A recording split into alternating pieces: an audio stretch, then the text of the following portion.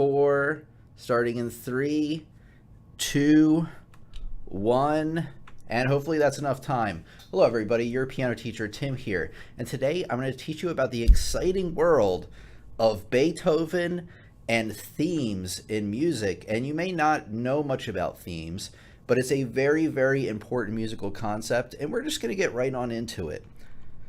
Just give me a second. Okay, so let me just move over here.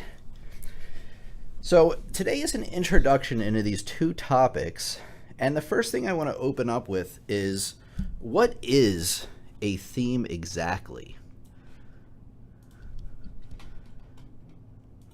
Give me a second, guys. There we are.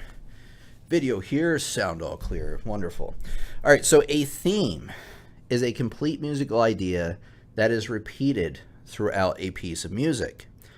And themes can be introduced, reintroduced, or altered. And Beethoven especially is known for his what we call themes and variations, which we'll talk about in a minute. But I do want to open up with this one thing. We're going to start talking about Für Elise because it's probably the most common,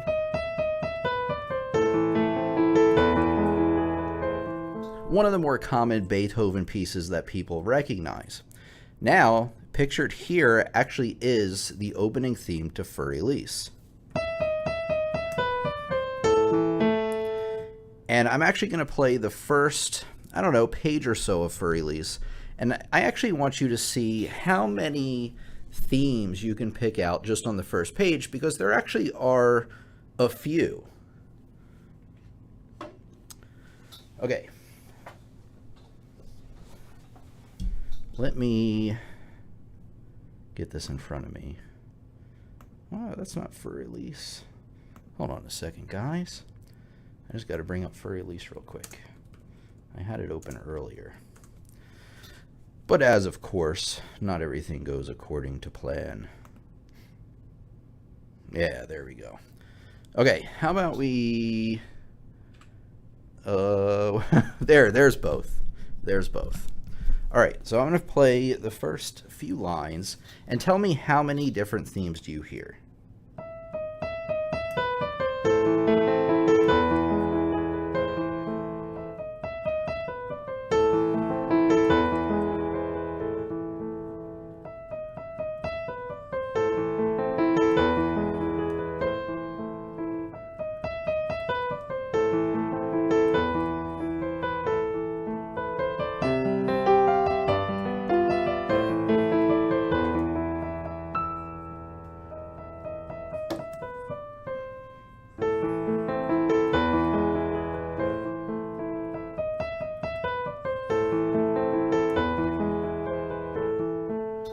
Okay, how many different themes did you hear? You heard the opening one, right? But there was actually another one, and tell me how many do you hear? Okay, and then one thing I want to let people know that are just attending here, let's see if we can bring up me and the chat. We can, oh, I messed up. Wait, why is this so messed up? Well, it's not showing what I want it to show. There we go. All right, that must be how I had it before.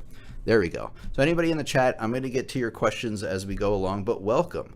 So happy to have Sam here today. We got Rich is here today. What up, Monkey Boy 2 2021? I believe that's Rich. I recognize the dog, and I do recognize the name. Zach, welcome. Happy to have you with us. Maple Bob, Terry H, as usual. Welcome, everybody. So, how many different themes did you hear in the first line or two that I played of Für Elise? So here's the first one. Now, you might hear some of these things in the left hand. Those are not themes. Those are just like little kind of harmonic segments to kind of help support the theme on the top. Usually the theme is whatever's in the melody, but not all the time. But we had this initial theme.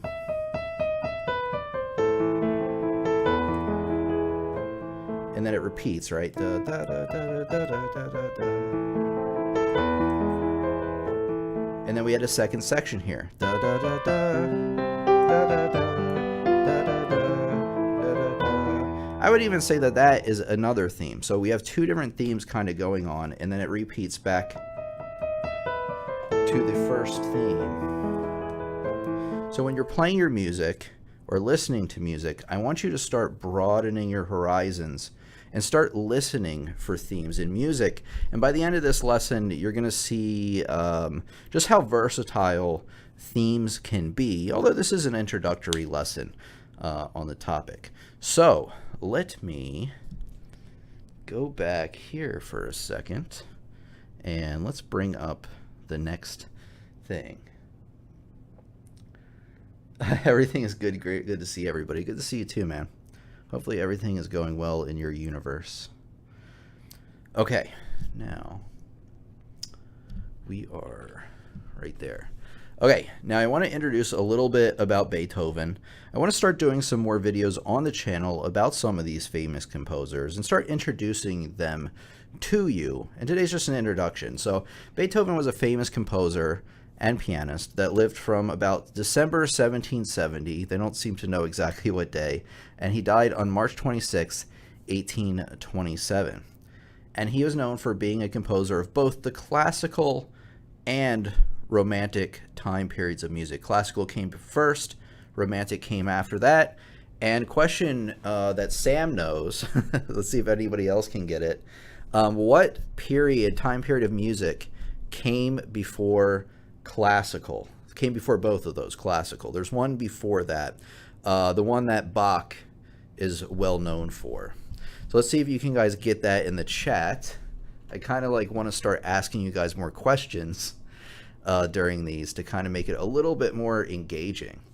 Got my exam this Monday. Well, hopefully we'll cover the things that you want me to cover or need me to cover, and hopefully it will help you with that exam.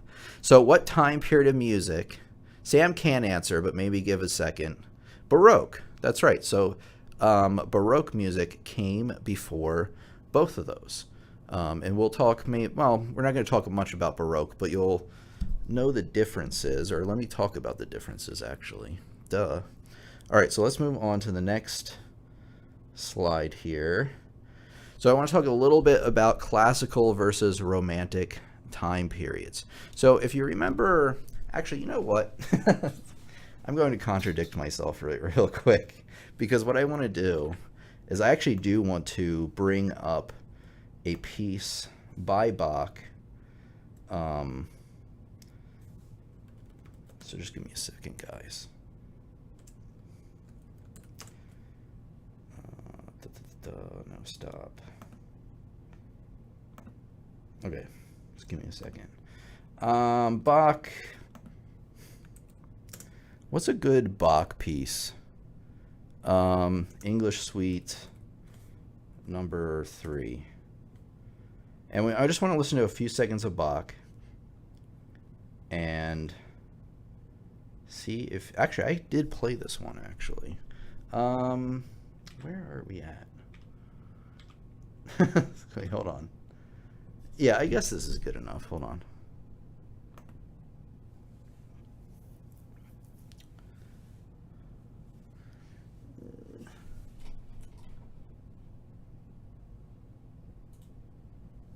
There we go. That's better. Let's get some sound in here, because I want you guys to hear the difference between these.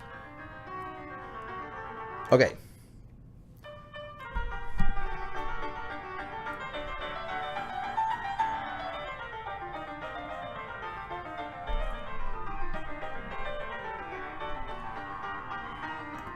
Okay, notice how everything is very like structured in Baroque music, and it's Bach likes to use something we call counterpoint.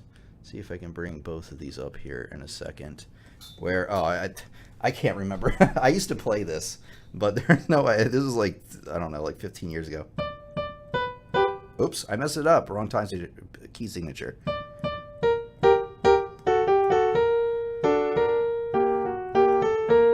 Wow, I really don't remember this. But anyway, if you notice, there's a top melody line.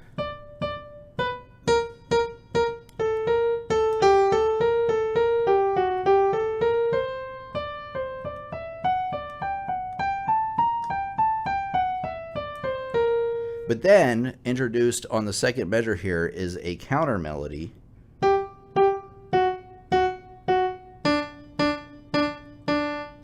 And even below that, there is another melody introduced in the left hand. So.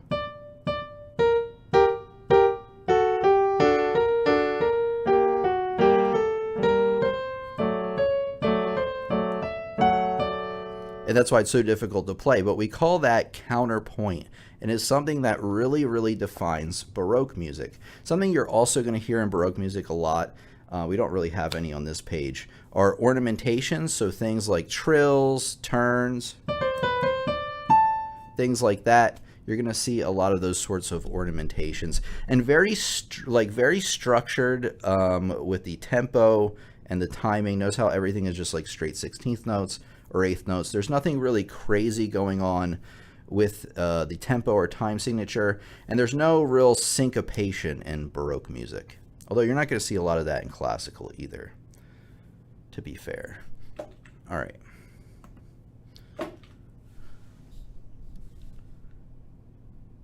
Do you still get flagged for classical music? That's actually a really good question. Yes, I do. I actually have kind of a story about that. Well, not so much about classical. Here's the thing about, so this is a question from Rich, really quick. Do you still get flagged for classical music? So back in the day, I used to be really nervous about playing classical pieces for you guys because I would get copyright claimed. Now, these pieces, for the most part, are in the public domain, so I am allowed to play them. YouTube has gotten better. However, somebody can still false copyright claim any video they want, and then I have to go through like a process to hopefully get it undone. I kind of have a story with a recent video that I did, but maybe we'll save that to the end. Oh, how I love this performance of the English Suite. It's heavily stylized, but really skilled. Yeah, not mine, though. I can barely remember how to play it. And to be honest, when I played it back like 15 years ago, I couldn't play it that great. Even then, it's actually quite difficult to play right. It's a concrete and simple encapsulation of his style. Fugue number 2 in C minor. True. But I think we got the feeling of Baroque music. All right, let's continue here. And then I'll say hello to some other people and answer. If you have any questions along the way, just ask them. And then every once in a while, I'll check back with you guys to see if there's any questions. So let me take a drink of water real quick.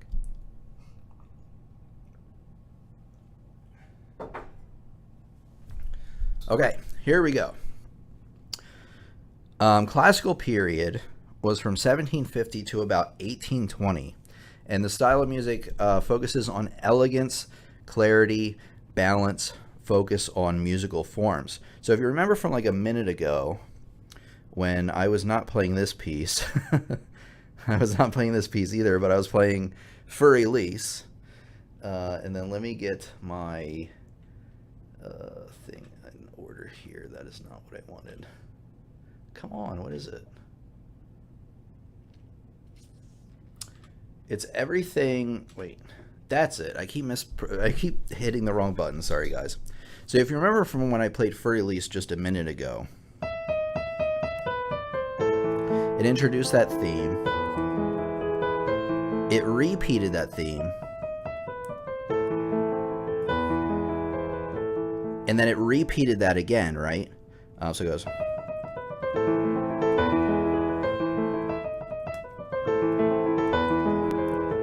And then it introduces a new section. And then we come back to the original theme. So it is very structured in how you are going through a section. Usually that section repeats, and then there's a new section, and then that section repeats, and then we kind of go back to the first section again. And that's one thing that classical music is really known for. Baroque did that a little bit too, but musical form, which is something we may talk about more in the future, is something that's more known for Romantic music. So, classical music. Now, and then there's less, this is very important, there's less focus on polyphonic textures like counterpoint found in Bach's music. So if you remember from the English Suite, that I had played a minute ago. There it is.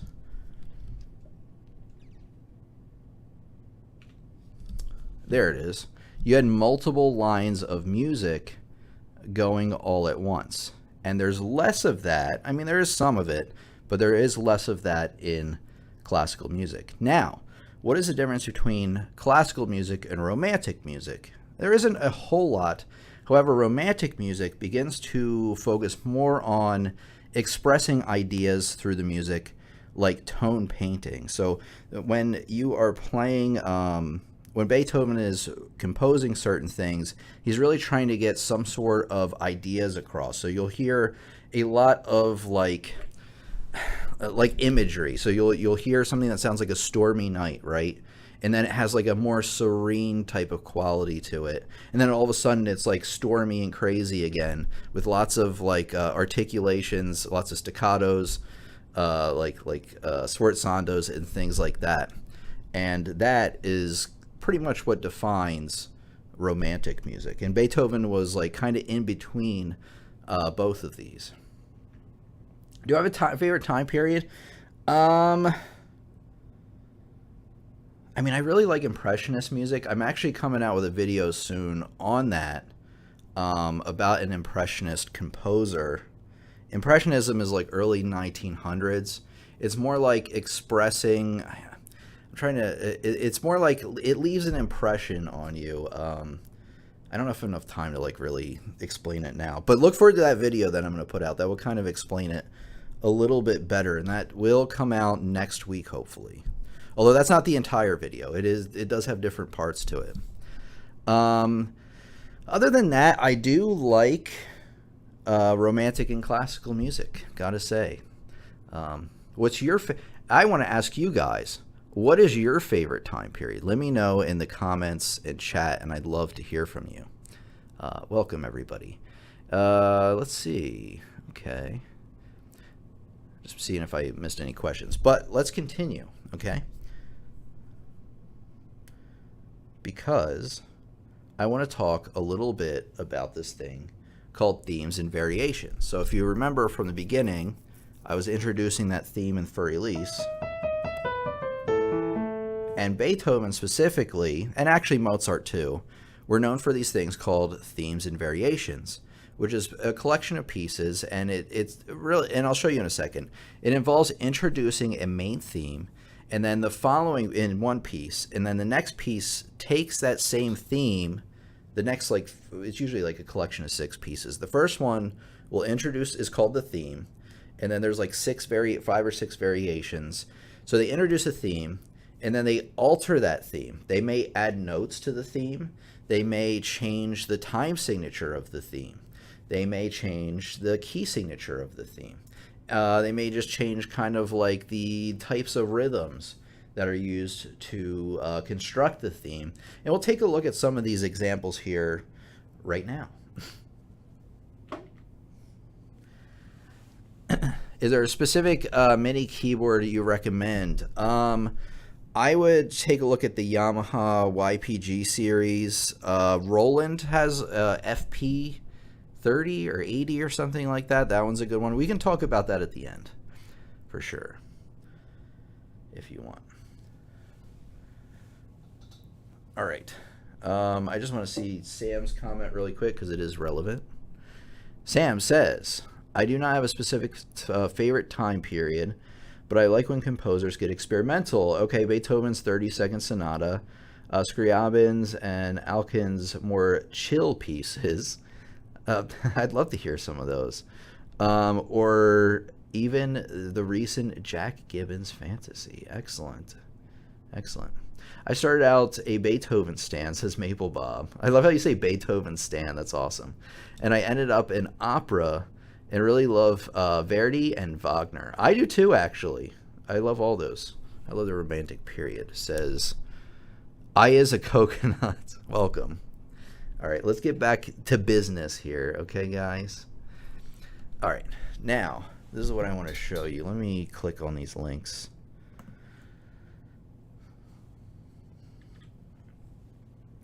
Just give me a sec, guys.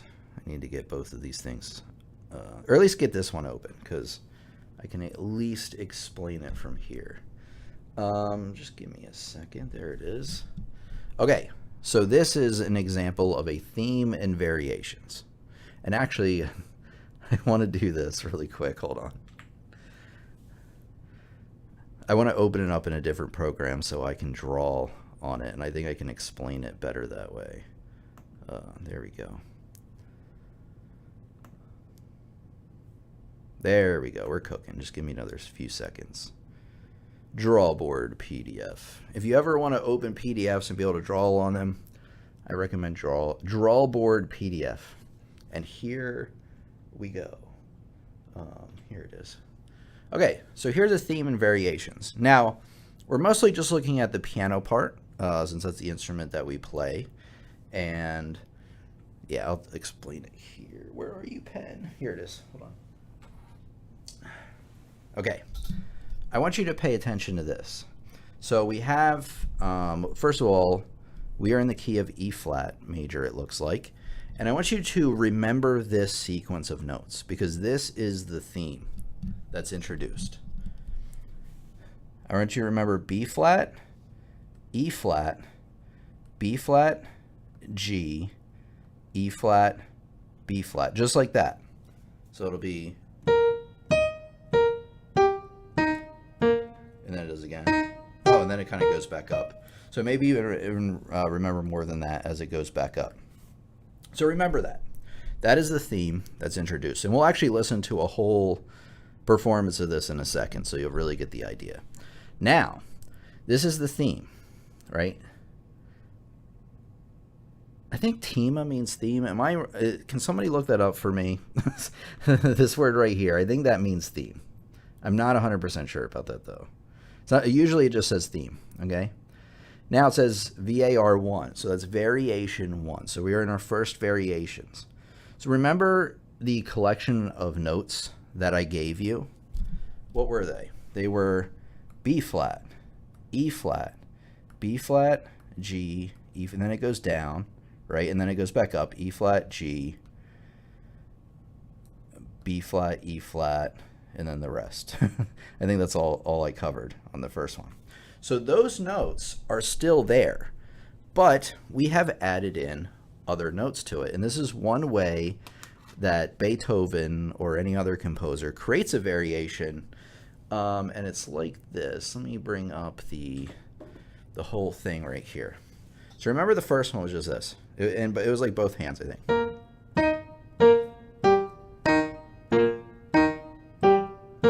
Like that, kind of like an E flat major arpeggio, basically. Now, there's a lot of other notes involved.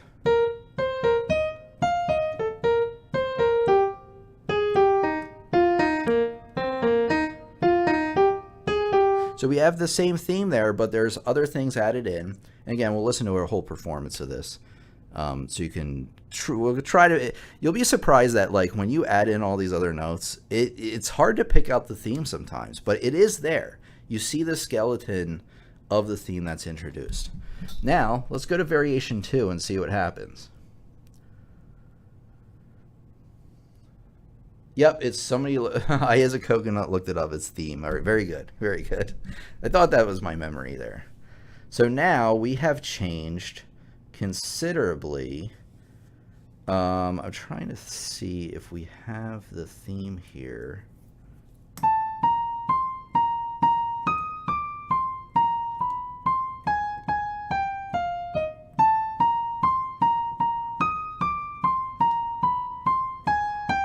It looks like we still have like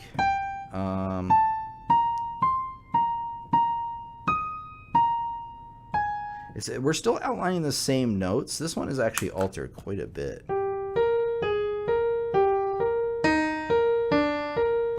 So again, we're sort of outlining an E flat major arpeggio. But another way you can do it is just they can really add in a lot of notes around it to really change it up. This one was really crazy.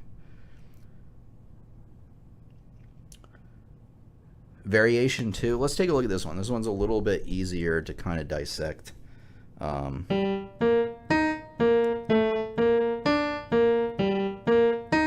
So again, we have the same type of notes going on, but they did change the order of the notes. So that can happen too, where you still have the same skeleton of notes. Let's go back to what it was originally. It's actually this. And let's see if we can hear that in the second variation here.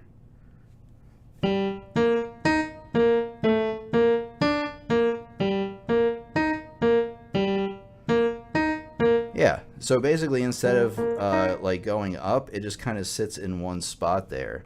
I'd imagine maybe the other instruments carry the theme at times. So anyway, the point is that you take that main theme, that skeleton, and the composer will start to alter it more and more and more. You can do this a few different ways. Like I said, you can add in notes in between the notes of, you know, the basic skeleton. You can kind of change the notes up a bit. Another way to do it is to change the key signature. I don't really see a lot of that going on yet. But I'll tell you what. Well, let's see what variation 4 is. Okay, it's more of that type of thing. Okay. Oh, wait, hold on. Oh man, we have the, hold on. We actually still have the theme here. I just picked it out. So bum, bum, bum, bum, bum, bum. So we still have it there. And see how they've added notes in between, like kind of more of a scale type of run on there. So each one you're going to have to like kind of look through, see what the differences are, and see if you can pick out the theme. Now this one, this is a perfect example. So we're here on variation 7, and we are looking in the bass clef. We're not in the piano part. We're in the bass clef, and the theme is actually in a different instrument this time, and they change up the rhythm a little bit. Oh, we're in 6/8. I just realized that. So that's perfect to what I was trying to say, is they will change up the time signature sometimes.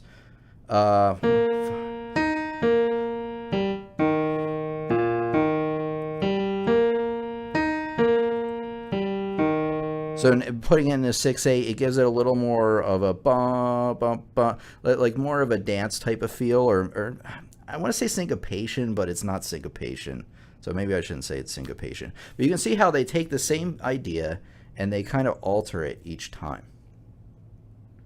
Quick question, are you using the MIDI interface to record your digital piano? No. Wait, yes, I am. It's not a MIDI interface, though.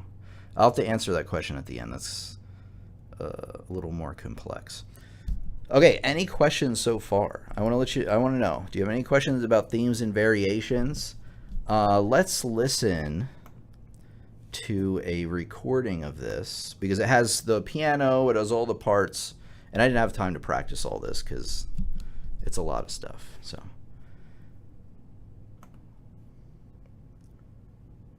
oh, okay, hold on a second, guys.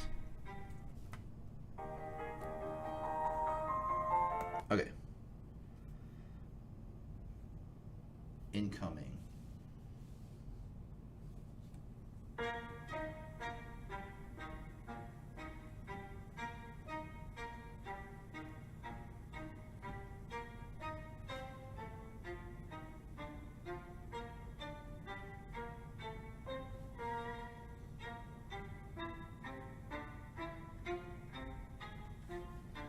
Can you guys hear that okay?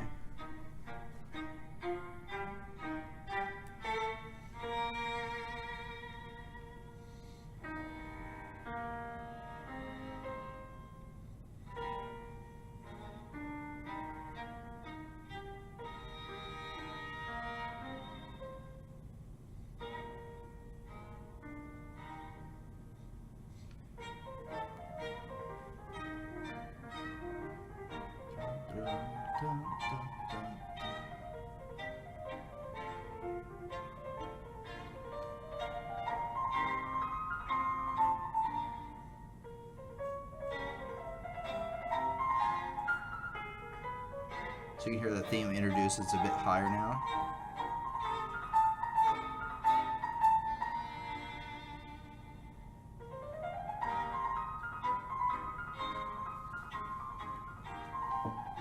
let's skip ahead a little bit. Let's see.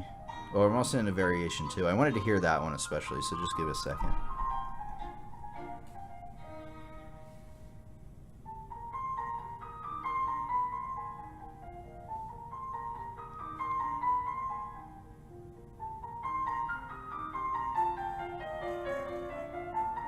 So the theme's still in there, they just added more notes, it seems. Oh, it went into minor there. That's something they will commonly do as well.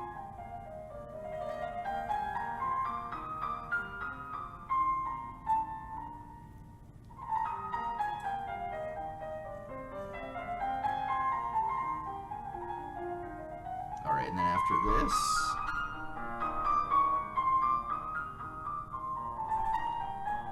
All right. Okay. See, now it's in the violin part. You can still hear that theme in there. Let's jump ahead real quick, and then we'll move on from this. Hear that arpeggio?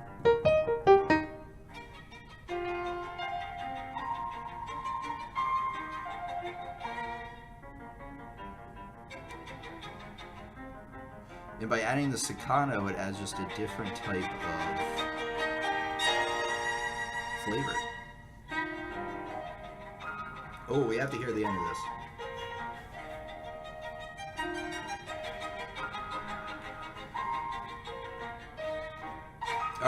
All right, I think you guys get the idea.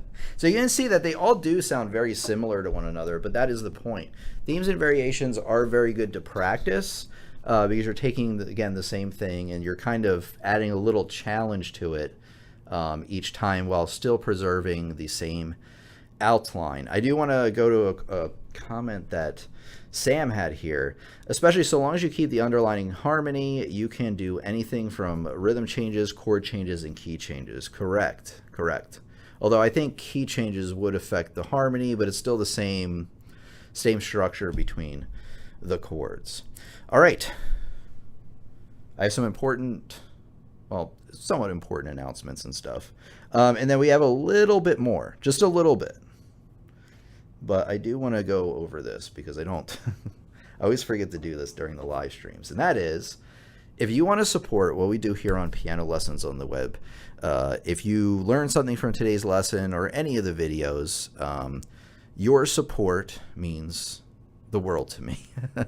And some ways to, I'm not even good at talking about this, see how little I bring it up.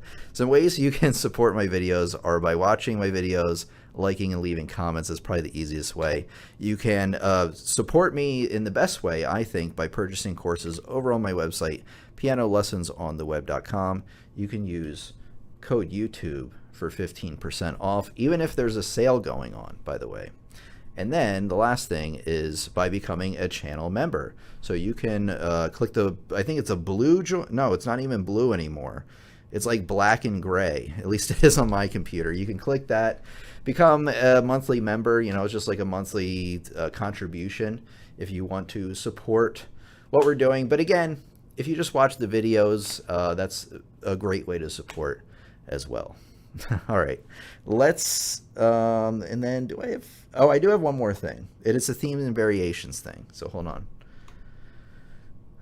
I do want to bring up one thing because I was listening to some music earlier and I realized that there's themes and variations. Well, I've known this for a long time, but there's themes and variations in like pretty much anything.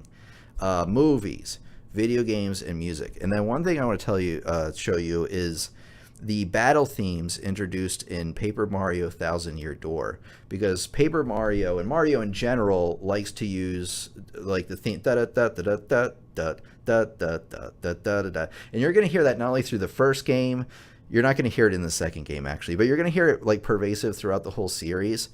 But this game in particular is a great use of theme and variation. So I just want to show you like one more YouTube video.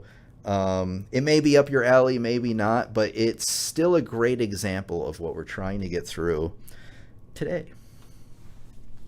Just give me a second, guys.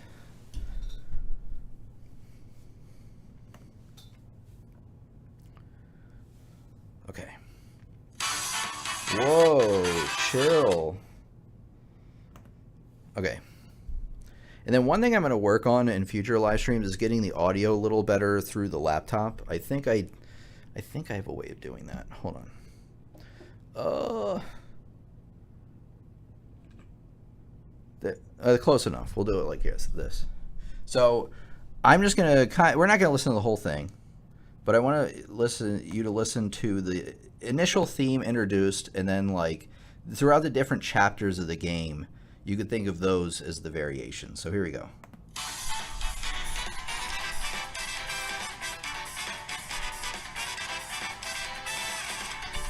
Now I'm gonna skip ahead a little bit. So this is the variation basically.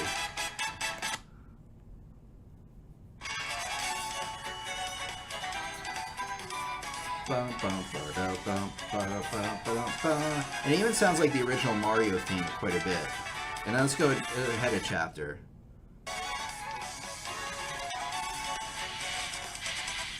So this time they changed the instrumentation. Very interesting.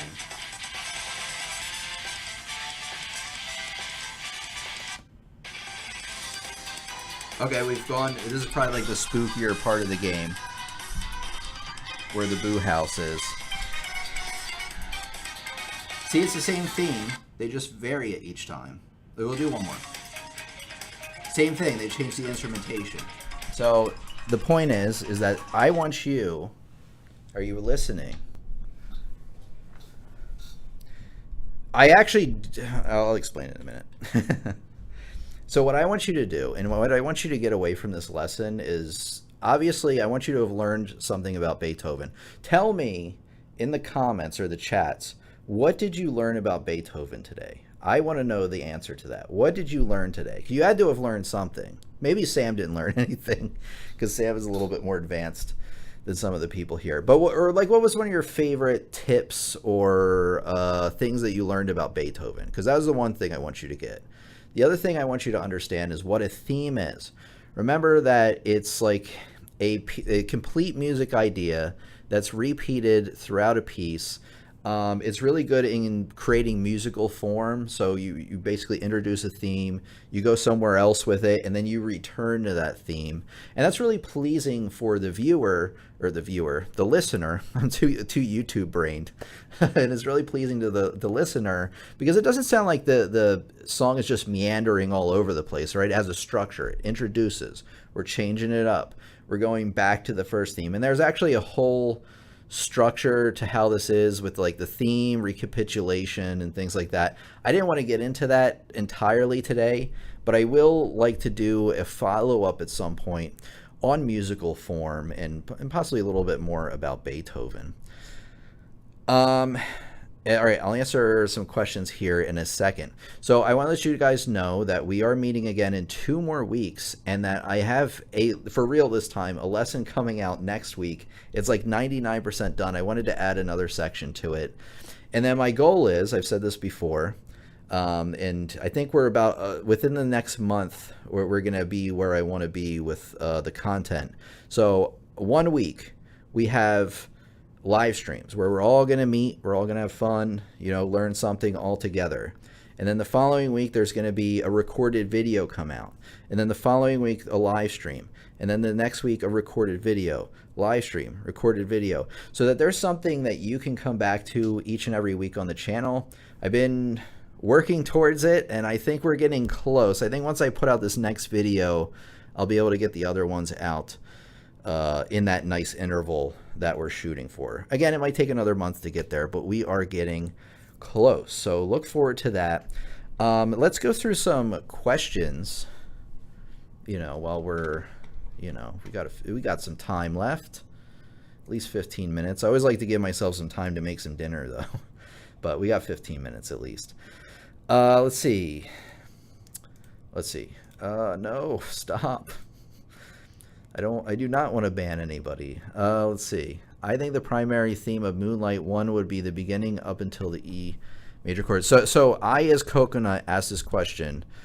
First question was, it's not a question, use desktop audio as a source in the OBS. Yeah, that's one thing I'm playing with. The problem is I actually do everything for my PC, and then the laptop. See, the thing is I think I can record through the HDMI in the laptop I think. But it goes through like a dongle into the computer, and I don't know if the dongle can do it. I don't know. I'm going to mess around with it. We're going to figure it out. If not, I probably will just run stuff on my PC, and then you get better audio that way. So I think that'd be a better way of tackling it. How would you define the theme in Moonlight Sonata? I think that Sam is right on the money. Da, da, da.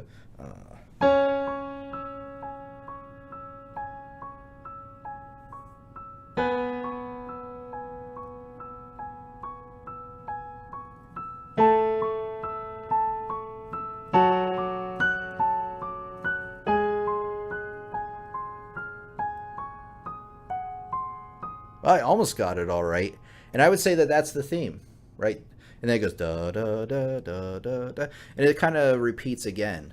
So I would say up to that point that I played at. I don't know if that's the end of where that was, but that's what I would say is the theme, or at least what I hear. Get an aux cable and put the line in port on your Mobo. Okay, I'll look into that. I think there's a few options of accomplishing this. I see we have an IT person in here, I think, which is great to have for sure, because you seem to know like the lingo of all the stuff. Thanks for the live stream, says Erica. Can you please go into more examples of creating musical structure, like theme and variations? Sure. Let me think about this for a second. Let me think of it, because like I said, I was hoping, well, not hoping. What we'll do eventually is a follow-up to this where I'll talk more about this. But let me think of an example. What would be a good... I mean, I could use For Elise again and just kind of make an overall... I'll tell you what we'll do. We'll do a follow-up to this at some point. But right now, what we'll do is we'll take a look at For Elise, what I played, because there are more sections to it. And I want to talk about like the overall form of For Elise.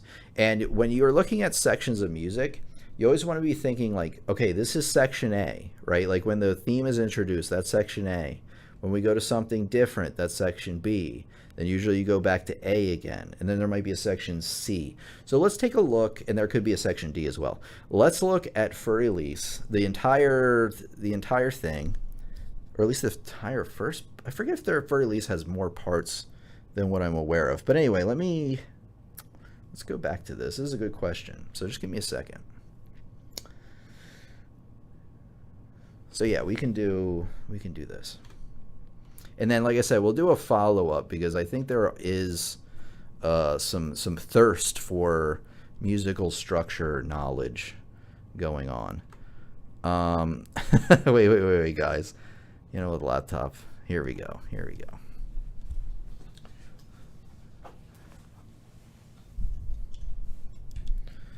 Okay.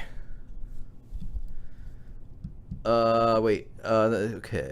I'm struggling with the theory. Okay. What piece exactly are you doing? Is it For Elise or is it Moonlight? But let's continue. Yes, best of luck to you, by the way. Let's continue For Elise. So For Elise, I'll just walk you through it. So we have the first section here, which is like the first.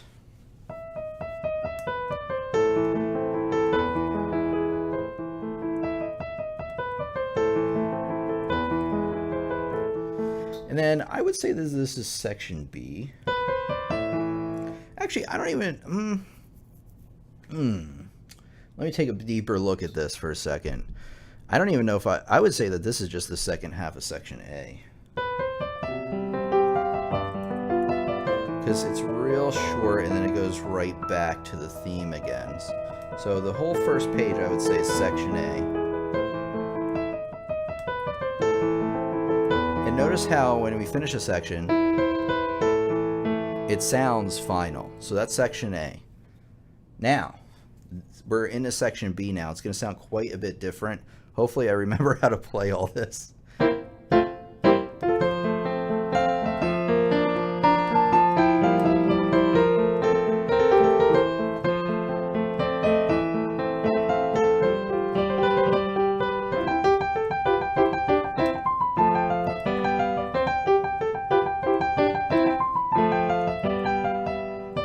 And then get to the end of section B, and let's listen to what happens.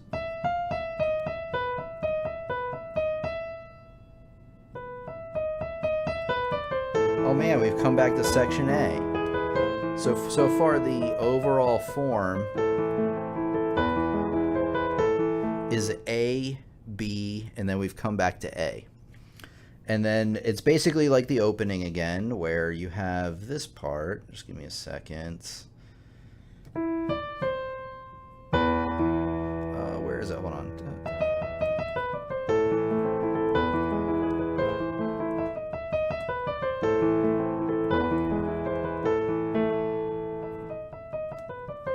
All right, hold on. We're still in section A.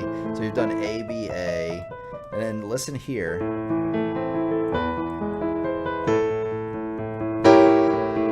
What happened here?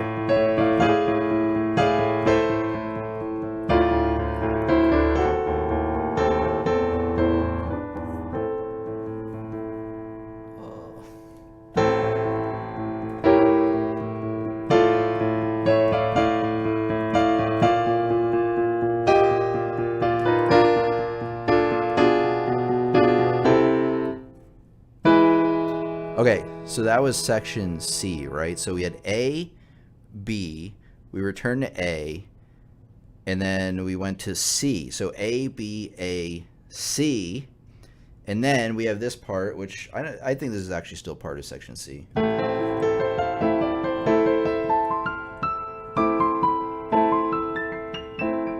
Oops. Okay, and this is like a run here. And then listen to what happens. Oh man, we just went to section A again.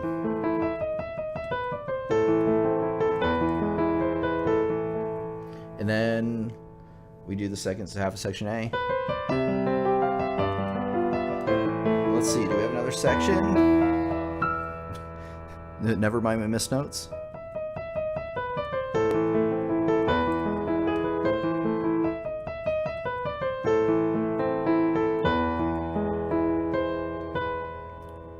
No, that's it.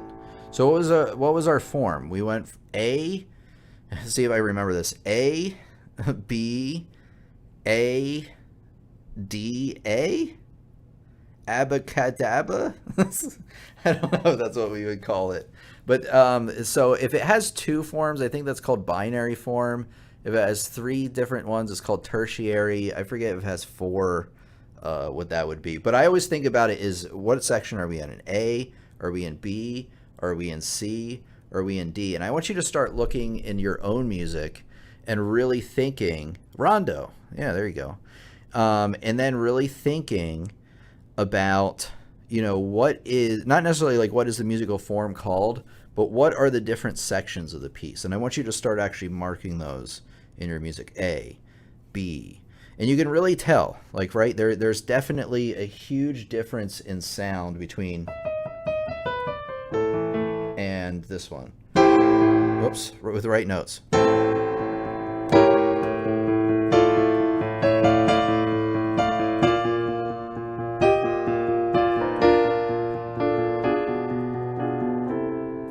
Right? Okay.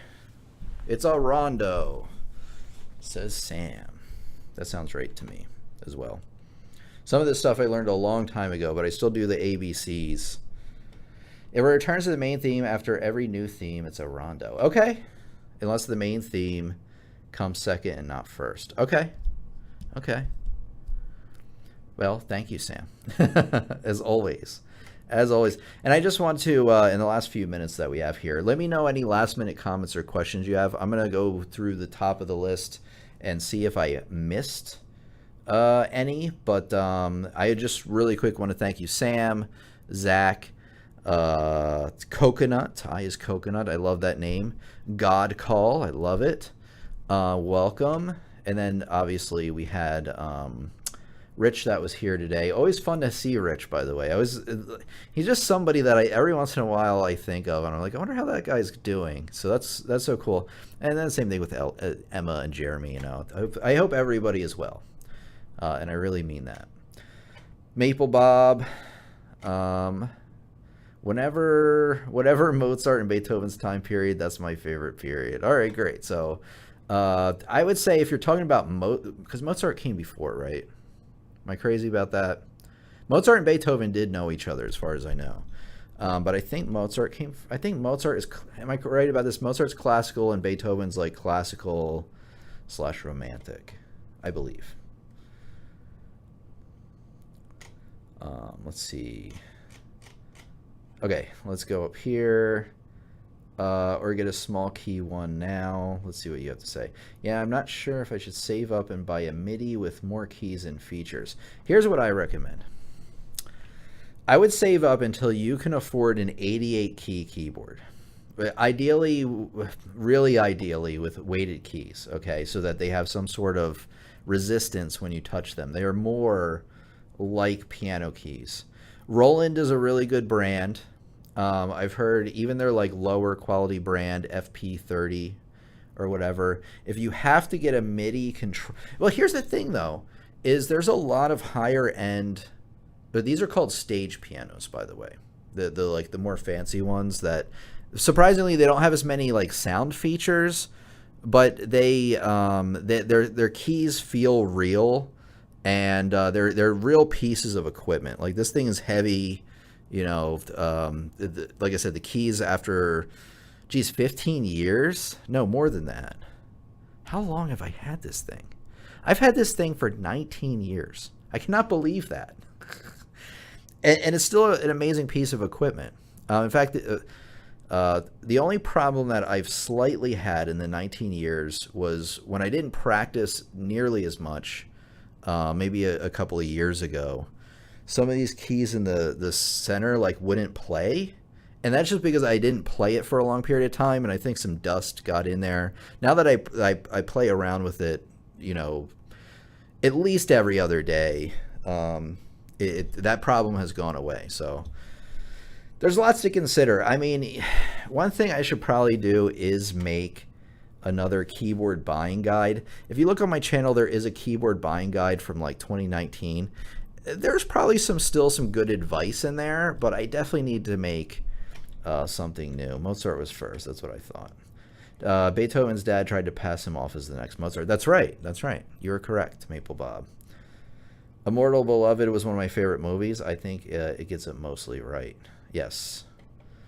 I don't know if I've seen that specific one, but you're correct. Now that I see it, I'm like, yep.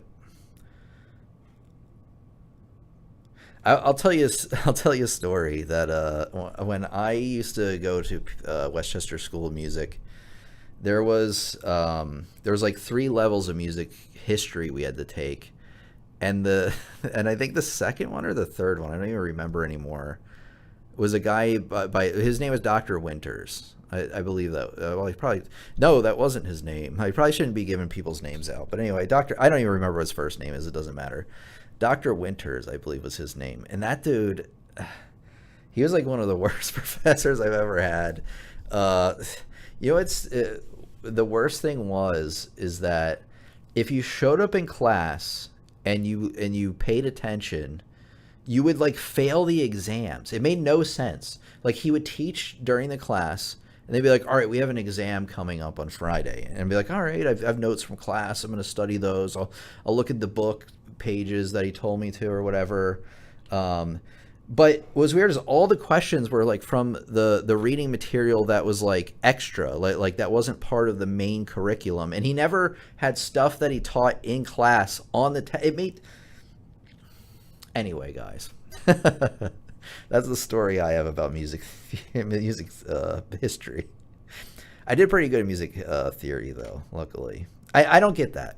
Why do that? Or you know what's the worst thing about teachers is when they give you an assignment and you do it and you do everything that they told you to do, and then you get a C on the assignment and the teacher goes, yeah, well, the instructions on the assignment are the bare minimum. So if you did all the things to the T of the instructions, you get a C because you didn't go above and beyond. It's like, I'm sorry. When you're at work and your boss asks you to write a report for them, they don't want all this extra stuff, though. They want you to do the assignment to the T. They don't want all this extra BS. To grade like that is insane, and you can still tell that it gets to me to this very day. It makes no sense. It makes no sense at all. Sorry, guys. I'm getting crazy here. You can see I have a lot of trauma from music school. Okay, let's scroll up here. We had a lot of questions today.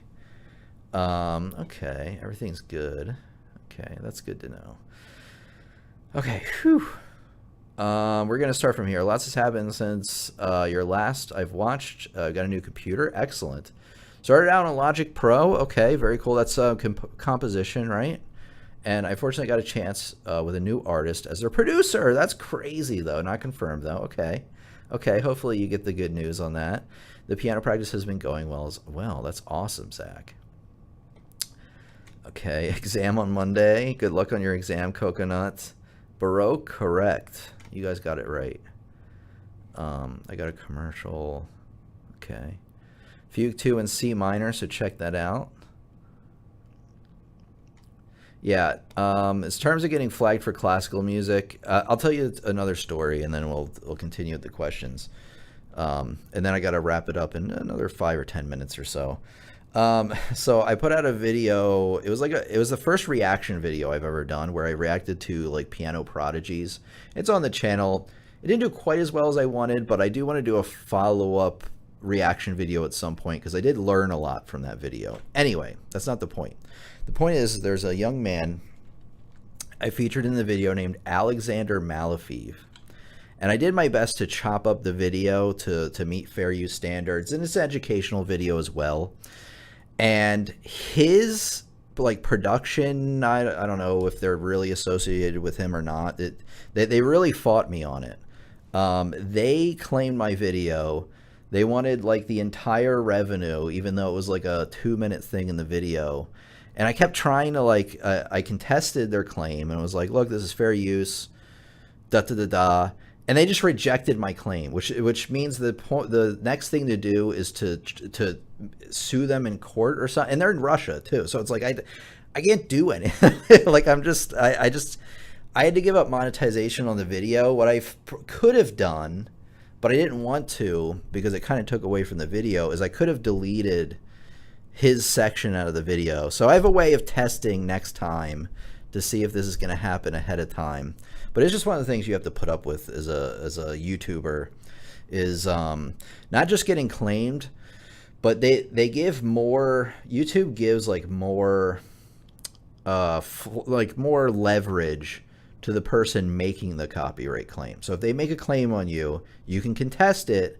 But if then they say no, you can contest it again. But if they say no again, you get a strike on your channel, or you have to like sue them in court or whatever. And it's just not worth. It's just stupid. It's just dumb. YouTube has improved a little bit on it, but it's still not great. Specific MIDI keyboard do I recommend? Yeah, I would look at the Yamaha YPG series. I would look at I think there's an FP series by Roland, which is it's sort of a stage piano, but it's like it's more affordable for sure. This thing, if you want to get like a new, I forget how much this costs. This costs like, because this was a graduation present from high school from my parents. That's how old I'm getting. Is this piano? I think it was like $1,200-$1,400, but I know like the new ones are like $2,000 of this. But the one I'm talking about is like around, I think $500 is a pretty good one. But there are tariffs now, so I don't know what the prices are. So I'm gonna have to do another keyboard buying guide and do some research on what the new prices are. In fact, I'm thinking that making a video about how tariffs may affect your ability to get a keyboard might be like a good topic, right? Because that's like pretty topical. People might be wondering about that a little bit. I don't know. I don't see any videos out there like that doing well on YouTube, but my keyboard buying guide actually did fine years ago, so maybe I'll try that again. Okay, I love the term Beethoven stand. That's so funny. Just because Beethoven isn't around anymore, so it's like it's interesting because Stan is like a fanatical fan, right? That like stalks people basically, but people don't really use it like that anymore. It just means that you're like a super fan, right? Um, I do not have a specific favorite time period. Oh yeah, I read that already. Romantic, wonderful. Alkin. I'll have to look more into that. I'm not even familiar with that composer. I know about Debussy and Ravel, although Ravel I think is more expressionist. Heavy influence on Ravel and others. Okay, well maybe they are impressionist, and I'm wrong. Whatever Mozart. Okay, I got that already. Yep, it's theme. He's a strange guy composing styled pieces in the Romantic period, which paved the way for French Impressionists. That's really interesting. Let me write this guy's name down, and or lady. I don't know. I don't know which one. Because all I've heard is the word Alkin so far. I'm going to do some research on this composer. Interesting.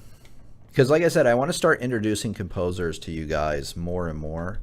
And it's helpful to know about some of these, maybe more I don't know if the word esoteric is right in this case, but with some of the less known ones, you know. But I do want to teach you about the Beethovens, the Ravels, the maybe Rachmaninoff.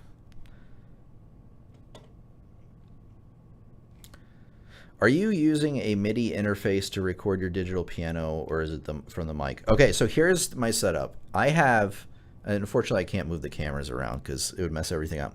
But I have a piano here, as you can see. At this piano are some XLR outputs, right? A lot of stage pianos have those, right? Not MIDI, so it's XLR, which are basically microphone cables, right? But for instruments. So we have these coming out. You know, they're scattered all around the ground below me with they're not tied together is what I'm trying to say. They just kind of like go underneath and then come up over here. Over here I have something called a Behringer UMC 404 HD. It has 4 inputs on the front of it. I overall like it. I used to have another one. I forget what it was. It might have even been a Roland thing. That was way more expensive. And it had 8 inputs. However, I didn't really need 8 inputs. And that thing, something hardware-wise went wrong with it. Because every computer I plugged it into, it would just crash the computer immediately. And I even tried updating like the firmware on it, like after it had this problem. And it would say, oh yeah, the firmware updated, it was a success. And then it would still just crash every computer. I think I still have it, but it crashes every computer I plug it into, and it just started out of nowhere. So anyway, the point is that I have the piano.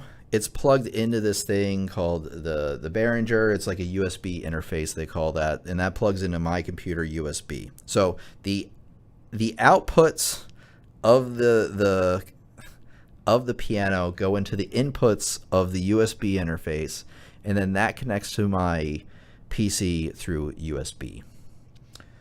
And then yeah, I guess that's it. I think it has MIDI inputs on the back. I don't know, you'd have to like look it up on Amazon or whatever it is and kind of read more about it. So that's another thing I might do at some point, is maybe we'll do a live stream just where I talk about how to connect some of these things together. And then for cameras, I just have DSLRs, which are like the main body camera with the lenses on them. That's the type of camera, and they're plugged into my computer as well through an interface. Okay. Yes. All right, my only question would be how to properly distinguish a theme from a motif and another incomplete musical idea. You know what? We'll talk about that later. I'm gonna be honest, that's something that I used to know the differences between these off the top of my head, but I'm gonna want to research that because I'd rather take some time to research something again than give you wrong information. Anyway, let's continue here. This is the piece I need to present this Monday. I'm struggling with the theory. Decent. I played decent enough but passable. Started with piano this February. All right, well, congratulations. Got any tips for what? Oh, yeah. Join our Discord for sure. And then Sam or somebody. If I remember later, I'll check in the Discord to see if I can help you out a little bit further. Okay, my university's acoustic is broken.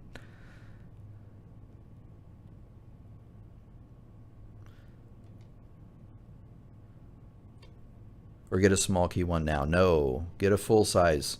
Full size. Full size. Okay. Yeah, Pink Sam. Sam is the best. Sam's the best that ever did it, for sure. All right. It doesn't look like I have any other questions. If I did miss your question, I do apologize. If I missed it, just after this video is posted, post it again in the comments, right? So we have the live chat over here, and then once it's posted, there'll be comment section below. Let me know that. So once again, to reiterate what's coming up, first, like the video. It lets other people know this is a quality video they can learn from as well. And then we have a new video coming out next week, a recorded one. I don't want to give away what it is. It's something you've never seen from me before, but I think you're going to like it. I really do. But I'm not sure. I'm not sure. I'm not going to put all my eggs in that basket, right? YouTube is a long-term game, and it's really important. This is really reminding myself. It's really important not to put all your not effort, but like all your emotions into one video, right? Just realize it's a larger process. Same thing with learning music, right? You might go to try out for something, jazz band or something, and you don't get in. Don't worry, it's a longer process. Like, you want to try to get in a jazz band, right? But if you don't want to quit piano. So that's the same type of thing. I'd say go for the Yamaha. The audio doesn't disappoint. No shot. I waited all this time for nothing. Well, what did you say, God Call? What did you say, buddy? Wait, what did you wait all this time for nothing? Where did you say? Did I miss you? I don't see. Am I crazy?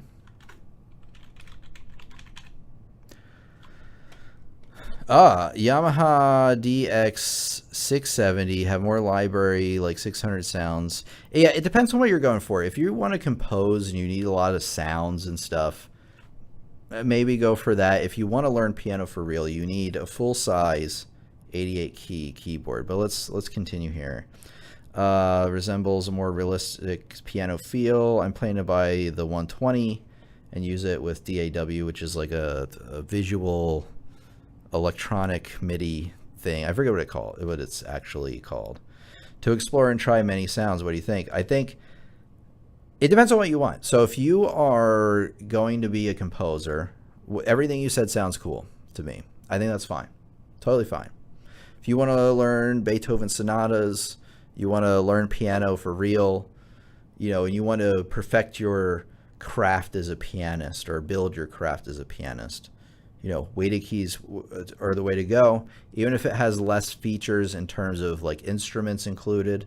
But for what you're talking about, what I see here is, yeah, I mean, I think it sounds fine. It all depends on what you want. Composer, if you're a composer, do what you said. If you're not a composer, or if you're like want to be more like learn piano, do what I said. I hope that covers it. I do feel bad when I miss somebody's last minute comment or question. So hopefully that answers it. And again, if you had another question I missed, let me know in the comments after this is done, or join the Discord, and I'll try to remember to check in there as well. Okay. Oh, DG. Oh, so you wanted to know these specific ones. Okay, sorry. It keeps bringing up this. Why can't? Oh, I can't do that. Hold on, guys. Just give me a second. Let me look some stuff up for this person, because I don't want to leave you in the dust. So DGX70, hold on.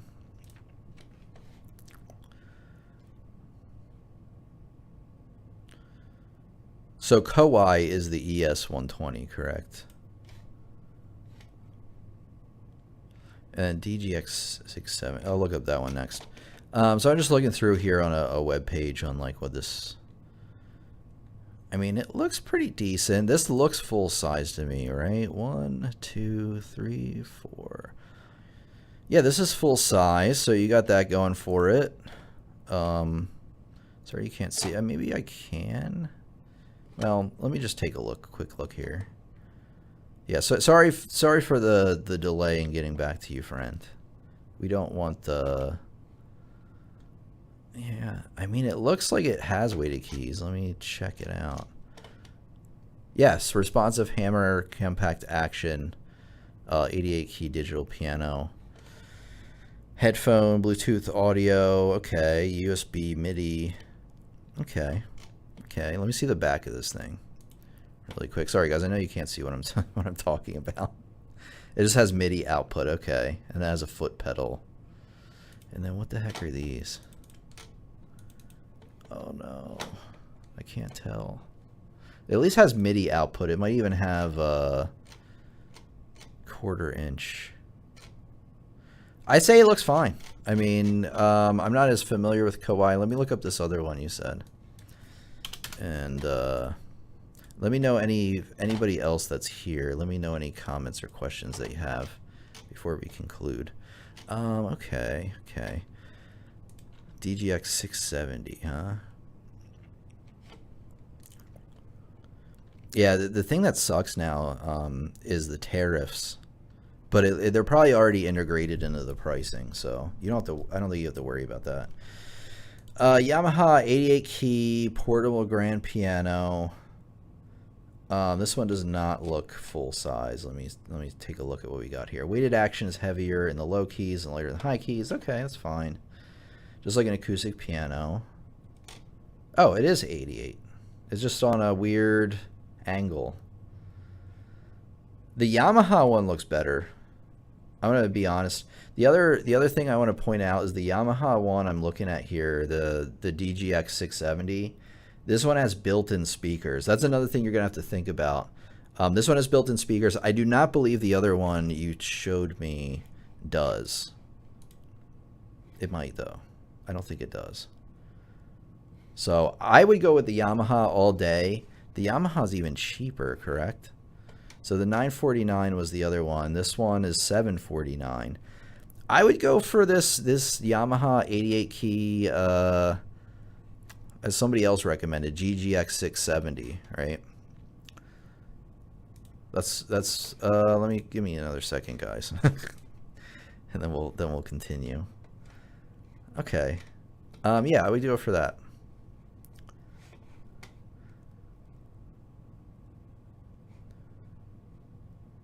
I have the DGX 670. I love it. Mostly use it as the piano feature. Okay, so we have like a kind of somebody backing that up. MIDI keyboards is connected to computers and interface with all kinds of software. That is true, but the thing to keep in mind is that even this Yamaha one, a lot of these have them too, though. Yes, I believe this has MIDI out. Give me a second. Oh, it says main out. Wait.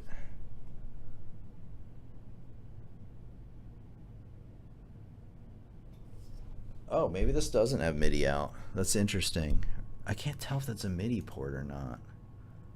Hold on.